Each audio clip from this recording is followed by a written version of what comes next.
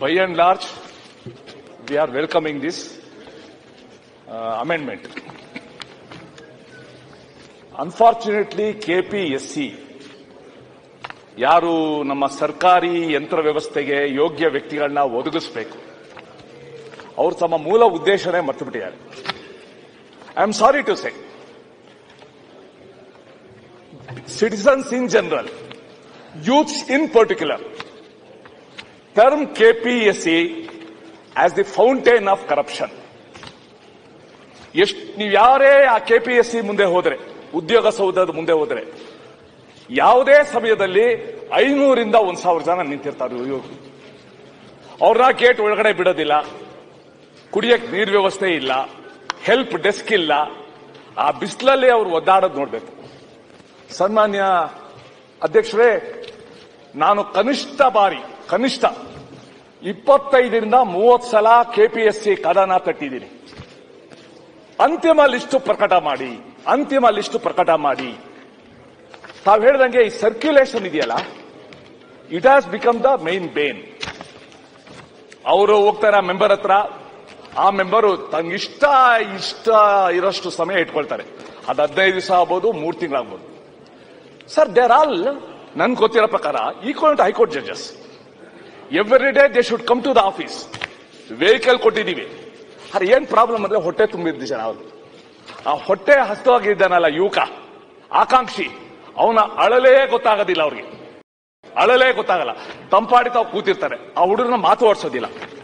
ಸನ್ಮಾನ್ಯ ಅಧ್ಯಕ್ಷರೇ, ಆಂಧ್ರ ಪ್ರದೇಶದ ಮುಖ್ಯಮಂತ್ರಿ ಚಂದ್ರಬಾಬು ನಾಯ್ಡು ಈಗ ಮೊದಲು ಚೀಫ್ ಮಿನಿಸ್ಟರ್ ಆಗಿದ್ದಾಗ ಒಂದು ಮಾತು ಹೇಳಿದ್ರು, any governance should be A smart governance ಅಂತ. SMART. What is that SMART? It should B simple, it should B moral, it should B responsive, it should B transparent, it should B accountable. Simple, moral, accountable, responsive, transparent. ಈ 5 ಗುಣಗಳಲ್ಲಿ ಒಂದೂ ಕೂಡ KPSC ಇಲ್ಲ. ಇದಕ್ಕೆ ಕಾರಣ ಏನು ಅಂತಂದ್ರೆ, ಯಾವುದೇ ಪಕ್ಷದ ಸರ್ಕಾರ ಇರ್ಬೋದು, ಆ KPSC ಮೆಂಬರ್ಸ್ನ ಆಯ್ಕೆ ಮಾಡೋ ಪ್ರಕ್ರಿಯೆ ಏನಿದೆ ಅದರಲ್ಲೇ ಇವತ್ತು ತಪ್ಪಿರೋದು. ಬಸವಣ್ಣ ಅವರು ಹೇಳಿದ್ರು, ಇವನಾರವ ಅಂತಾರ, ಇವ ನಮ್ಮವ ಅಂತ ಆಯ್ಕೆ ಮಾಡ್ಕೋ, ಇವ ನಮ್ಮವ ಅಂತ ಆಯ್ಕೆ ಮಾಡ್ತೀವಿ. ಅದರಿಂದ ಇವತ್ತು ಅನುಭವಿಸ್ತಾ ಇರೋದು. ಸೊ ಅದಕ್ಕೋಸ್ಕರ ನಾನು ಕಾನೂನು ಸಚಿವರು ಇದನ್ನ ಪರ್ಯಾಲೋಚನೆಗೆ ಬಿಡುವಾಗ ಒಂದು ಹೇಳಿದ್ದೀರಾ, ಇನ್ನಷ್ಟು ಇದನ್ನ ನಾವು ಶುದ್ಧೀಕರಣ ಮಾಡಬೇಕು. KPSC ಶುದ್ಧೀಕರಣ ಮಾಡದೇ ಇದ್ರೆ ನಮ್ಮ ರಾಜ್ಯದ ಆಡಳಿತಕ್ಕೆ ಮುಂದಿನ ದಶಕಗಳಲ್ಲಿ ಆತಂಕ ಕಾದಿದೆ. People compare UPSC with KPSC. ಕಳೆದ 11 ವರ್ಷದಲ್ಲಿ 3 ಸಲ KS ಎಕ್ಸಾಮ್ ಆಗಿರೋದು. ಅವರೆಲ್ಲ ಕಾಯ್ತಾ ನಿಂತಿದ್ದಾರೆ. ಏಜ್ ಬಾರ್ ಆಗ್ತಾ ಇದೆ ಅವ್ರಿಗೆ. ಜೀವನದಲ್ಲಿ ಏನೋ ಆಸೆ, KS ಆಫೀಸರ್ ಆಗಬೇಕು ಅಂತ. ಎಕ್ಸಾಮೇ ಮಾಡೋದಿಲ್ಲ. UPSC ನಲ್ಲಿ ಒಂದು ಕ್ಯಾಲೆಂಡರ್ ಆಫ್ ಇವೆಂಟ್ಸ್ ಇದೆ. ಯಾವಾಗ ಪ್ರಿಲಿಮಿನರಿ, ಯಾವಾಗ ಮೇನು, ಯಾವಾಗ ಇಂಟರ್ವ್ಯೂ, ಯಾವಾಗ ವೈವ್ ಅಂತ ಇದೆ. ಸೊ ನನಗೆ ಅದಕ್ಕೋಸ್ಕರ KPSC ಶುದ್ಧೀಕರಣ ಸರ್ಕಾರದ ಆದ್ಯತೆ ಆಗಬೇಕು. ಯಾರು ಆಯ್ಕೆ ಆಗಿ ಬರ್ತಾರೆ ಅವರು ಕನಿಷ್ಠ 30ರಿಂದ 35 ವರ್ಷ ಈ ಸರ್ಕಾರದ ಸೇವೆ ಸಲ್ಲಿಸಬೇಕು. ಅವ್ರ ಕೆಲಸಕ್ಕೆ ಸೇರಕ್ಕಿಂತ ಮುಂಚೆನೆ ಅವರು ಸಿನಿಕರಾಗ್ಬಿಟ್ರೆ, ಹತಾಶರಾಗ್ಬಿಟ್ರೆ, what can you expect from them? So ಅದಕ್ಕೋಸ್ಕರ ಕಳಕಳಿಯಿಂದ ಹೇಳ್ತಾ ಇರೋದು, ಇವಾಗೇನು ಸಣ್ಣ ಒಂದು ತಿದ್ದುಪಡಿ ತಂದಿದ್ದಾರೆ. ಕೋರಂ ದೃಷ್ಟಿಯಿಂದ, ಸರ್ಕ್ಯುಲೇಷನ್ ಆ ಪದ್ಧತಿನ ನಿಲ್ಲಿಸೋ ದೃಷ್ಟಿಯಿಂದ ಎಲ್ಲರೂ ಒಟ್ಟಿಗೆ ಬರಬೇಕು, ಸೈನ್ ಮಾಡಬೇಕು. ಆಮೇಲೆ 3ನೇದು ಕಂಟ್ರೋಲರು ಮತ್ತೆ ಜಾಯಿಂಟ್ ಕಂಟ್ರೋಲರು. ಇದನ್ನ ನಾನು ಸ್ವಾಗತ ಮಾಡ್ತಾ, ಇಲ್ಲಿಗೆ ನಿಲ್ಬಾರ್ದು. It should be only a comma, it cannot be a full stop. ಮುಂದೆ ಇದನ್ನ ನಾವೇನ್ ಮಾಡಬೇಕು ಅದನ್ನ ಯೋಚನೆ ಮಾಡಿ. ಸನ್ಮಾನ್ಯ ಅಧ್ಯಕ್ಷರೇ, ವಿರೋಧ ಪಕ್ಷದ ನಾಯಕ ಮಾತಾಡ್ತೀಯಾ? ಮೊನ್ನೆ ದಿನ ಕೂಡ ಸಾಕಷ್ಟು ಇದರ ಬಗ್ಗೆ ಚರ್ಚೆ ಆಯಿತು. KPSC ಬಗ್ಗೆ ನಾನು ಚರ್ಚರಣೆ ಮಾಡಲಿಕ್ಕೆ ಹೋಗೋದಿಲ್ಲ. ಈಗಾಗಲೇ ಸುರೇಶ್ ಅವರು ಹೇಳಿದಾಗೇನೆ ಈ KPSC ಮೆಂಬರ್ಗಳನ್ನ, ಚೇರ್ಮನ್ ಅನ್ನ ಆಯ್ಕೆ ಮಾಡುವಾಗಲೇ ನಾವು ಯಾರನ್ನ ಆಯ್ಕೆ ಮಾಡಬೇಕು ಅಂತ ಹೇಳಿ ಮಾಡಬೇಕು. ಇಲ್ಲದ್ರೆ ಅದಕ್ಕೇನೆ ಇಂತಿಂತ ಕ್ವಾಲಿಫಿಕೇಶನ್ ಅವ್ರನ್ನ ಆಯ್ಕೆ ಮಾಡಬೇಕು ಅಂತ ಹೇಳಿ ಒಂದು ದೊಡ್ಡ ಅಮೆಂಡ್ಮೆಂಟ್ ತಂದ್ರು ಕೂಡ ಸರಿನೇ. ಯಾಕಂದ್ರೆ ನಮ್ಮ ಕಾರ್ಯಾಂಗವನ್ನ ಶುದ್ಧಿಗೊಳಿಸಬೇಕು ಅಂತೇಳಿ ನಾವು ಅಪೇಕ್ಷೆ ಪಡೋರು ಆ ಕಾರ್ಯಾಂಗಕ್ಕೆ ಎಂಟರ್ ಆಗೋದ್ರೊಳಗಾಗಿ ಭ್ರಷ್ಟರಾಗಿ ಬಂದ್ರೆ, ಹತಾಶರಾಗಿ ಬಂದ್ರೆ, ಈ ವ್ಯವಸ್ಥೆಯ ಬಗ್ಗೆ ಒಂಥರ ಪ್ರಿಜುಡಿಸ್ ಆಗಿ ಒಳಗೆ ಬಂದ್ರೆ ಇಡೀ ಕಾರ್ಯಾಂಗ ಹಾಳಾಗೋಗುತ್ತೆ. ಈ ದೃಷ್ಟಿಯಿಂದ ಕೆಪಿಎಸ್ಸಿಯನ್ನ ಸರಿ ಮಾಡುವಂತ ಅವಶ್ಯಕತೆ ಇದೆ. ಇಲ್ಲದಿದ್ರೆ ಕೆಪಿಎಸ್ಸಿಯನ್ನ ರದ್ದು ಮಾಡಬೇಕು. ಯಾಕಂದ್ರೆ ಇತ್ತೀಚೆಗೆ ಯಾವುದೇ ಅಪಾಯಿಂಟ್ಮೆಂಟ್ಗಳು ಕೂಡ ಸರಿಯಾದ ರೀತಿ ಆಗಲೇ ಇಲ್ಲ. ಹಗರಣಗಳ ಸರಮಾಲೆ ಎಷ್ಟೋ ಕೋರ್ಟ್ನಲ್ಲಿದ್ದಾವೆ. ಇದೆಲ್ಲದಕ್ಕೂ ಕೂಡ ನಾನು ಸ್ವತಃ ಪ್ರತ್ಯಕ್ಷವಾಗಿ ನಾನು ನೋಡಿದ್ದೀನಿ. ಹೊರಗೆ ಬರ್ತಿದ್ದ ಹಾಗೇನೆ ಇಂಟರ್ವ್ಯೂ ಶುರು ಆಗ್ತದೆ. ಆವಾಗ ಕೆಪಿಎಸ್ಸಿ ಚೇರ್ಮನ್ ಹೊರಗೆ ಬರ್ತಾನೆ. ಹೊರಗೆ ಬರುವಾಗಲೇ ಹೇಳ್ತಾನೆ, ನಿಂದ ಆಗೋಗಿದೆ ಬಿಡಯ್ಯ, ಹೋಗ್ಬಾ. ಈ ರೀತಿಯ ಒಂದು ಮಾತನ್ನು ಕೂಡ ನನ್ನ ಜೀವನದಲ್ಲಿ ಕೇಳಿ ನನಗೆ ಆಶ್ಚರ್ಯ ಆಗೋಯ್ತು. ಕೆಪಿಎಸ್ಸಿ ಅಂದ್ರೆ ಏನು ಅಂತ. ಇಷ್ಟು ಹಗುರವಾಗಿ ಅಲ್ಲಿ ವ್ಯವಹಾರಗಳು ನಡೀತಾ ಇದೆ. ಇದಕ್ಕೆ ತಾವು ಹೇಳಿದಾಗೇನೆ ಸಣ್ಣ ಚಿಕಿತ್ಸೆ ಸಾಲದು, ಮೇಜರ್ ಸರ್ಜರಿಯನ್ನ ಏನಾದ್ರೂ ಮಾಡ್ಲಿಕ್ಕೆ ಸಾಧ್ಯವಾ? ಪಕ್ಷ ಪಂಗಡವನ್ನ ಮೀರಿ, ನಿಮ್ ಪಕ್ಷ ನಮ್ಮ ಪಕ್ಷ ಯಾವುದೂ ಇಲ್ಲ ಇದಕ್ಕೆ.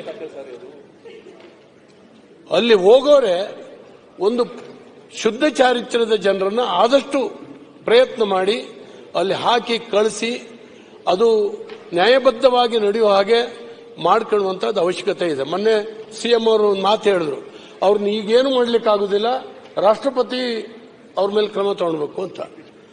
ಅಪಾಯಿಂಟ್ಮೆಂಟ್ ಮಾಡೋರು ನಾವು, ಆಮೇಲೆ ಮಾತಾಡದೇ ಇರುವಂತಹ ಒಂದು ಪರಿಸ್ಥಿತಿ ನಮಗೆ ಬರ್ತದೆ. ಇದಕ್ಕೆ ಬಹಳ ಮೇಜರ್ ಸರ್ಜರಿ ಅವಶ್ಯಕತೆ ಇದೆ. ಸರ್ಕಾರಗಳು ಇವ್ರನ್ನ ಆಯ್ಕೆ ಮಾಡುವಾಗಲೇ ಅವರ ಹಿನ್ನೆಲೆಯನ್ನು ಅರ್ಥ ಮಾಡಿಕೊಂಡು ಆಯ್ಕೆ ಮಾಡುವಂತ ಅವಶ್ಯಕತೆ ಇದೆ. ಸನ್ಮಾನ್ಯ ಅಧ್ಯಕ್ಷರೇ, ತಾವು ಒಂದೇ ನಿಮಿಷ. ಆಯೋಗದೊಂದಿಗೆ ಸಮಾಲೋಚಿಸಿ ಎಂಬ ಪದವನ್ನ ಬಿಡತಕ್ಕದ್ದು ಅನ್ನೋದು ಒಂದು ಬದಲಾವಣೆಯನ್ನ ತಂದಿದ್ದೀರಾ. ಸನ್ಮಾನ್ಯ ಅಧ್ಯಕ್ಷರೇ, ನನಗೆ ಅನಿಸೋ ಪ್ರಕಾರ ಸನ್ಮಾನ್ಯ ಕಾನೂನು ಸಚಿವರು, ನಾನು ಕೂಡ ಸುಮಾರು 2 ಗಂಟೆ ಮಾತಾಡಿದ್ದೀನಿ ಕೆಪಿಎಸ್ಸಿಯ ಅಕ್ರಮಗಳ ಬಗ್ಗೆ. ಇದೇ ಸದನದಲ್ಲಿ ನಾನು ಮಾತಾಡಿದ್ದೀನಿ. ಲಾ ಮಿನಿಸ್ಟರ್ ಅವರು ಕೆಪಿಎಸ್ಸಿಯ ಸ್ಥಿತಿಗತಿಗಳನ್ನ ಅರ್ಥ ಮಾಡ್ಕೊಂಡೇ ಬಿಲ್ ತಂದಿದ್ದಾರೆ ಅಂತ ಅನಿಸ್ತೈತೆ ನನಗೆ. ಯಾಕೆಂದ್ರೆ ಇದು ಆಪರೇಷನ್ ಥಿಯೇಟರ್ ಮೇಲೆ ಆಪರೇಷನ್ ಸ್ಟೇಜ್ ಅಲ್ಲಿ ಇರುವಂತ ಆಯೋಗ ಇದು. ಇದಕ್ಕೆ ಆಪರೇಷನ್ ಮಾಡಬೇಕು. ನೀವು ಟ್ಯಾಬ್ಲೆಟ್ ಬರಿತಾ ಇದ್ದೀರಾ ಡಾಕ್ಟರ್, ಈಗ ಕ್ರಿಟಿಕಲ್. ನೀವು ಟೇಬಲ್ ಮೇಲೆ ನಾನು ತಂದು ಅದನ್ನು ಆಪರೇಷನ್ ಮಾಡಿ ಅಂದ್ರೆ ನೀವು ಅವ್ರಿಗೆ ಮಾತ್ರೆ, ಪ್ಯಾರಾಸಿಟಮಾಲು, ಔಷಧಿ, ಇಂಜೆಕ್ಷನ್ ಕೊಟ್ಟು ಮನೆಗೆ ಕಳಿಸ್ತಾ ಇದ್ದೀರಾ ಅಷ್ಟೇ. ಇದರಿಂದ ನನಗನ್ಸ್ತೈತೆ ನೀವು ಸದುದ್ದೇಶದಿಂದ ತಂದಿದ್ದೀರಾ, ಅದರ ಪ್ರಶ್ನೆ ನಾನು ಮಾಡಲ್ಲ, ಸದುದ್ದೇಶ. ಆದ್ರೆ ಇದು ಬಹಳ ಕೆಟ್ಟೋದಂತ, ಕೊಳತು ನಾರು ಅಂತ ಸ್ಥಿತಿಗೆ ಬಂದ್ಬಿಟ್ಟಿದೆ. ಇದಕ್ಕೆ ನಾನು ಯುಪಿಎಸ್ಸಿ ಮಾದರಿಯಲ್ಲಿ ತನ್ನಿ ಅಂತ ಹೇಳಿದೆ. ಅಲ್ಲಿ IAS, IPS ಪರೀಕ್ಷೆಗಳು ಹೆಂಗ್ ನಡೀತೆ, ಅಲ್ಲಿ ಯಾವುದೇ ರೀತಿಯಾದಂತ ಅಕ್ರಮಗಳಿಲ್ಲ. ನಾನು ಕೇಳಿರೋ ಮಟ್ಟಿಗೆ 199% ಯಾವುದೂ ಇಲ್ಲ ಅಂತ ಇದೆ. ಮುಖ್ಯಮಂತ್ರಿಗಳು ನನಗೆ ರಿಪ್ಲೈ ಮಾಡಬೇಕಾದ್ರೆ ಅದೇ ಪದನೇ ಹೇಳಿದ್ರು, ಇಲ್ಲ ಅಶೋಕ್ ಅವರು ಹೇಳಿದ್ದಾರೆ ಆ ಮಾದರಿಯಲ್ಲೇ ನಾವು ಹೋಗ್ತೀರಿ ಅಂತ. ನೀವು ಅದಕ್ಕೆ ಒಂದು ಸಣ್ಣ ಔಷಧಿ ಗುಳಿಗೆಯನ್ನ ಕೊಡ್ತಾ ಇದ್ದೀರಾ. ಇದರಿಂದ ನನಗನ್ಸುತ್ತೆ, ನನಗೆ ನೀವು ಸದುದ್ದೇಶ, ನಿಮ್ ಬಗ್ಗೆ ನಾನೇನು ಪ್ರಶ್ನೆನೇ ಇಲ್ಲ. ಈ ಬಿಲ್ಲನ್ನ ನಾನು ಸ್ವಾಗತ ಮಾಡ್ತೀನಿ. ನಮ್ಮ ಸುರೇಶ್ ಕುಮಾರ್ ಸ್ವಾಗತ ಮಾಡಿದ್ದಾರೆ, ಸ್ವಾಗತ ಮಾಡ್ತೀನಿ. ಆದ್ರೆ ಇದರಿಂದ ಏನು ಸಾಲ್ವ್ ಆಗಲ್ಲ. ಇದಕ್ಕೆ ಇನ್ನೊಂದು ದಾರಿ ಹುಡ್ಕಂತಾರ ಅವರು. ನಿಮ್ಮ ಈ ಬಿಲ್ಗೆ ಇನ್ನೊಂದು ದಾರಿ ಹುಡ್ಕೊಂಡು ಕರಪ್ಷನ್ಗೆ ಮತ್ತೊಂದು ವೇನ ಕಂಡುಹಿಡಿಯುವಂತ ಚಾಣಕ್ಯರು ಅಲ್ಲಿರುವಂತದ್ದು, ಚಾಣಕ್ಯರು. ಅದರಿಂದ ಸರಿಯಾದಂತ ಸರ್ಜರಿಯನ್ನ ಮಾಡಿ ಬಿಲ್ಲನ್ನ ತಂದಿದ್ರೆ ಒಳ್ಳೇದಿತ್ತು ಅಂತ ನನ್ನ ಅಭಿಪ್ರಾಯ. ಆದ್ರೂ ಕೂಡ ಪ್ರಯತ್ನ ಮಾಡಿದ್ರೆ ಈ ಬಿಲ್ಲನ್ನ ನಾನು ಸ್ವಾಗತ ಮಾಡ್ತೀನಿ. ಮುಂದಿನ ದಿನದಲ್ಲಾದ್ರೂ ನಾನು ಸಚಿವನಾಗಿ ಕೆಲಸ ಮಾಡಿದ್ದೀನಿ. ನಾನು ಸಚಿವನಾಗಿ ಅವ್ರು 25ನೇ ವರ್ಷಕ್ಕೆ ಕೆಪಿಎಸ್ಸಿ ಎಕ್ಸಾಮ್ ಬರೆದ್ರೆ ಅವರು ಬರೋದು 35ನೇ ವರ್ಷಕ್ಕೆ ಅಪಾಯಿಂಟ್ಮೆಂಟ್ ಆಗಿ ಬರೋದು. Civil court, high court, supreme court ಎಲ್ಲ ತಿರುಗಿ ಬರೋ ಅಷ್ಟೊತ್ತಿಗೆ ಅವ್ರಿಗೆ 10 ವರ್ಷ ಮುಗಿದೋಗಿರ್ತದೆ ಸರ್ಕಾರಿ ಸೇವೆ. ಈ ಪರಿಸ್ಥಿತಿ ಇದೆ ಅಧ್ಯಕ್ಷ. ನಾವು ನೋಡ್ಬೇಕು. ಅದಕ್ಕೋಸ್ಕರ ನಾವು ಕೂಡ ಯೋಚನೆ ಮಾಡಬೇಕು. ಯಾಕಂದ್ರೆ ಇಲ್ಲಿ ಹೋಗೋರು ಕನ್ನಡಿಗರಿಗೆ ಆದ್ಯತೆ ಸಿಗಬೇಕು ಅನ್ನೋದು ನನ್ನ ಅಭಿಪ್ರಾಯ. ಮತ್ತು ಅಪಾಯಿಂಟ್ ಆದ ತಕ್ಷಣ ನೋಡಿ, ನೆನ್ನೆನೂ ಕೂಡ ದಿನೇಶ್ ಗುಂಡೂರಾವ್ ಅವರು ಹೇಳ್ತಾ ಇದ್ರು, ನಾವು ಡ್ರಗ್ ಇನ್ಸ್ಪೆಕ್ಟರ್ಗಳನ್ನ ಮಾಡಿ ಬಹಳ ವರ್ಷಗಳೇ ಆಗೋಯ್ತು ಅಂತ. ಅವ್ರೀಗ ಸುಪ್ರೀಂ ಕೋರ್ಟ್ ಅಲ್ಲಿ ಇದ್ದಾರೆ. ಈಗ ಮಂತ್ರಿ ಇಲ್ಲಿ ಏನಾನ ಆದ್ರೆ ಮಂತ್ರಿಗಳು ಚೀಮಾರಿ ಹಾಕ್ಸ್ಕೊಬೇಕು, ಪ್ರತಿ ಸರಿ ಚೀಮಾರಿ. ನಂದು ಆ ಒಂದು ಇಲಾಖೆ ಅಲ್ಲ, ಎಲ್ಲಾ ಇಲಾಖೆದು ಇದೇ ಸ್ಥಿತಿ ಆಗ್ಬಿಟ್ಟಿದೆ. ಎಲ್ಲದಕ್ಕೂ ಈ ಕೋರ್ಟ್ಗೆ ಹೋಗ್ತಾರೆ, ಎಲ್ಲದಕ್ಕೂ ಕೋರ್ಟ್. ಅದರಿಂದ ಏನಾದರೂ ಈ ಕೆಪಿಎಸ್ಸಿಗೆ ಒಂದು ಕಾಯಕಲ್ಪ ತಂದ್ಬಿಟ್ರೆ, ಈ ಕೋರ್ಟ್ಗಳಿಗೆಲ್ಲೇ ಸಾವಿರಾರು ಕೋಟಿ ಖರ್ಚು ಮಾಡೋದು. ಸುಪ್ರೀಂ ಕೋರ್ಟ್ ಒಂದು ಲಾಯರ್ಗೆ ನಾವು ಸುಪ್ರೀಂ ಕೋರ್ಟ್ ಅಲ್ಲಿ 15ರಿಂದ 20 ಲಕ್ಷ ಕೊಡಬೇಕು ಒಬ್ಬ ಲಾಯರ್ಗೆ. ಯಾರು ಕೊಡ್ತಾರೆ ಇವ್ರಿಗೆಲ್ಲ ದುಡ್ಡು? ಅದರಿಂದ ನಮ್ಮ ಕೈಯಲ್ಲಿ ಶಾಸಕಾಂಗ ಇದೆ, ನಾವು ಆಡಳಿತ ಮಾಡೋ ಅಂತವ್ರು. ನಾವು ಇದಕ್ಕೆ ಕಾಯಕಲ್ಪ ಕೊಟ್ಟಿಲ್ಲ ಅಂದ್ರೆ ಬೇರೆ ಯಾರು ಕೊಡಕ್ ಸಾಧ್ಯ ಇಲ್ಲ.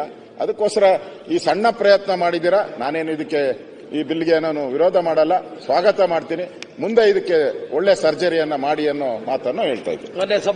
ಮಾನ್ಯ ಸಭಾಧ್ಯಕ್ಷರೇ, ಅಧ್ಯಕ್ಷರೇ, ಸರ್ಕಾರ ತಂದಿರುವಂತಹ ಈ ತಿದ್ದುಪಡಿ ಮಸೂದೆಯನ್ನ ಸ್ವಾಗತಿಸ್ತೇನೆ. ಈಗಾಗಲೇ ವಿರೋಧ ಪಕ್ಷ ನಾಯಕರಾಗಿ ಎಲ್ಲರೂ ಮಾತಾಡಿರೋ, ಸುರೇಶ್ ಕುಮಾರ್ ಅವರು ಮಾತಾಡಿರುವಂತದ್ದನ್ನು ಕೂಡ ನಾನು ಸ್ವಾಗತ ಮಾಡ್ತೇನೆ. ಇವತ್ತು ವಿಚಾರ ಕೆಪಿಎಸ್ಸಿ ಯುವಕರ ಪಾಲಿಗೆ ಏನೋ ಆಶಾದಾಯಕವಾದಂತಹ ಒಂದು ಸಂಸ್ಥೆ ಆಗಬೇಕು, ಅದೆಲ್ಲೋ ಒಂದ್ ಕಡೆಗೆ ದಾರಿ ತಪ್ಪಿದೆ ಅನ್ನೋದು ನಾವೆಲ್ಲ ಏನ್ ಮಾತಾಡ್ತಾ ಇದ್ದೀವಿ. ಅದಕ್ಕೆ ಸೂಕ್ತವಾದಂತಹ ಚಿಕಿತ್ಸೆ ಕೊಡಬೇಕಾಗಿರುವಂತದ್ದು ಒಂದ್ ಕಡೆಗೆ ಆದ್ರೆ, ಕಳೆದ 10-12 ವರ್ಷಗಳಲ್ಲಿ ಏನು ನೇಮಕಾತಿ ಪ್ರಕರಣಗಳು ನಾವು ಎಷ್ಟು ಮಾಡಿದ್ದೇವೆ, ಆ ಎಲ್ಲವೂ ಏನಾಗಿದೆ ಅನ್ನೋದು ನಾವು ನೋಡಿದಾಗ ನಮ್ಗೆ ಗೊತ್ತಾಗುತ್ತೆ ಕೆಪಿಎಸ್ಸಿ ಯಾವ ಪ್ರಮಾಣದಲ್ಲಿ ಕೆಲಸ ಮಾಡ್ತಾ ಇದೆ ಅಂತ. ಇದರ ಜೊತೆಗೆ ಪರ್ಯಾಯವಾದಂತಹ ವ್ಯವಸ್ಥೆಗೂ ಸರ್ಕಾರ ಮುಂದಾಗಿದೆ. Examination authority, KEA, Karnataka examination authority ನಾವು ಮಾಡಿರುವಂತದ್ದು ಶಿಕ್ಷಣ ಇಲಾಖೆಗೆ ಸಂಬಂಧಿಸಿದಂತ ನೇಮಕಾತಿಗಳನ್ನ ಮಾಡಿಕೊಳ್ಳುವಂತದಕ್ಕೆ. ಈಗ ಇಂಜಿನಿಯರ್ಸ್ ನ ನೇಮಕ ಮಾಡೋಕ್ಕೆ ಕೆಇಎ ಅವರು ಮಾಡ್ತಾರೆ. ಇದು ಎಷ್ಟು ಪ್ರಮಾಣದಲ್ಲಿ ಸರಿ ಅನ್ನೋದನ್ನು ಕೂಡ ನಾವು ಚರ್ಚೆ ಮಾಡಬೇಕು. ಕೆಪಿಎಸ್ಸಿ ನಮ್ ಕಣ್ಣು ಕಾಣುತ್ತೆ, ಕೆಇಎ ನಲ್ಲಿ ಏನಾಗ್ತಾ ಇದೆ ಅಂತ ನಾವೆಲ್ಲರೂ ಮರ್ತಿದ್ದೇವೆ.